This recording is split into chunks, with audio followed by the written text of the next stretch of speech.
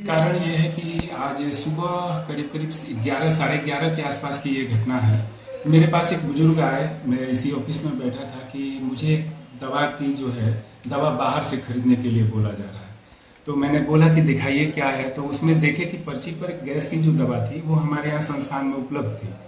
तो मैं गया, जाकर बोला कि जब ये दवा अपने संस्थान में उपलब्ध है तो इन्हें बाहर से खरीदने के लिए क्यों बोला जा रहा है। तो हमारे एएनएम लोग जो ड्रग डिस्ट्रीब्यूशन काउंटर थे वो लोग बोले कि नहीं सर, दवा तो उपलब्ध है, ये हमारे पास नहीं आए थे, हम इनको दवा दे रहे हैं। वो लोग वहां पर उनको दवा उपलब्ध करा दिए।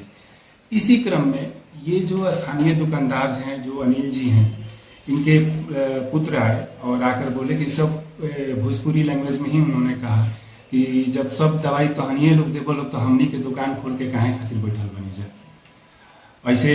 और इसके बाद वो वहां पर बोलने के बाद मैंने कहा कि चलिए ठीक है, वहां पर किसी तरह से स्थिति मैनेज हुआ। लेकिन जब हम अपने वापस ऑफिस में अपने आए तो उनके पिता और उनके लड़के आए और मेरे ऑफिस का दरवाजा ये बंद कर दिए। हम उस समय अकेले थे, उनके पिता ने हमको पकड़ लिया, लड़का जो था उनका मेरे साथ मारपीट किया।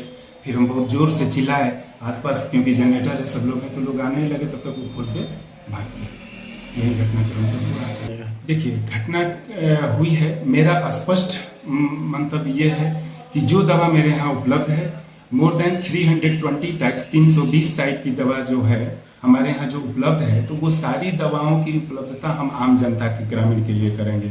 हम किसी दवा कारोबारी के दबाव में, किसी प्राइवेट लैब के दबाव में आकर अपने कर्तव्य से विमुख नहीं होऊंगा, चाहे कोई कुछ भी कहे। जो मेरे अस्पताल में जांच उपलब्ध है वो जांच हम करवाएंगे, जो दवा मुफ्त उपलब्ध है वो दवा हम मुफ्त में सभी ग्रामीण जनता को देंगे। स्थानीय हम अपने प्रभारी सर को इसकी सूचना दिए, प्रभारी सर इस पर हमारे साथ रहे। उन्होंने कहा कि आप तुरंत पुलिस को सूचना दीजिए, थाना में सूचना दीजिए।